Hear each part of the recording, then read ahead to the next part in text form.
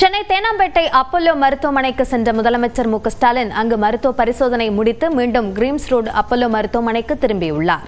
இதுகுறித்த கூடுதல் விவரங்களை நம்முடைய செய்தியாளர் லிபிகாவிடம் கேட்கலாம்.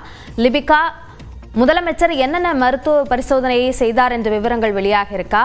தற்போது இங்கு கிரீம்ஸ் சாலை அப்போலோவில் தொடர்ந்து அவர் ஓய்வில் இருப்பார் என்று எதிர்பார்க்கப்படுதா?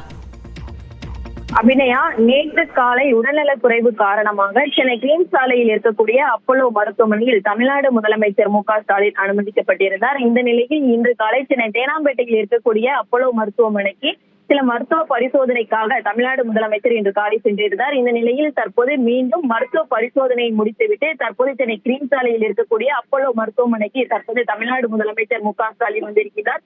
குறிப்பாக அவருக்கு என்னென்ன மருத்துவ பரிசோதனையானது எடுக்கப்பட்டது என்பது குறித்து முழு விவரமும் இன்னும் சற்று நேரத்தில் மருத்துவ நிர்வாகம் சார்பில் அறிக்கையாக வெளியிடப்படும் என தெரிவிக்கப்பட்டிருக்கின்றது.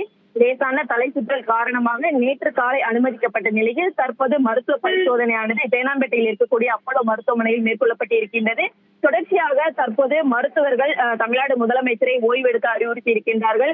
தற்போது சென்னை கிரீம்ஸ் ரோடில் இருக்கக்கூடிய இந்த அப்போலோ மருத்துவமனைக்கு வருகை இருக்கக்கூடிய தமிழ்நாடு முதலமைச்சருடன் அவருடைய மனைவி துர்கா ஸ்டாலின், அதே போன்று துணை முதலமைச்சரும் மகனுமான உதயநிதி ஸ்டாலின், அதே போன்று சட்டமன்ற உறுப்பினர் எழிலன் உள்ளிட்டோரும் வருகை தந்திருக்கிறார்கள். தொடர்ச்சியாக தற்போது தமிழ்நாடு முதலமைச்சர் ஓய்வெடுத்துக் கொண்டிருக்கக்கூடிய நிலையில் தொடர்ந்து அவருடைய மருத்துவ பரிசோதனைகள் குறித்து இன்னும் சற்று நேரத்தில் மருத்துவ நிர்வாகம் சார்பில் அறிக்கையாக வரும் என எதிர்பார்க்கப்படுகிறது. விரிவான விவரங்களுக்கு நன்றி லிபிகா.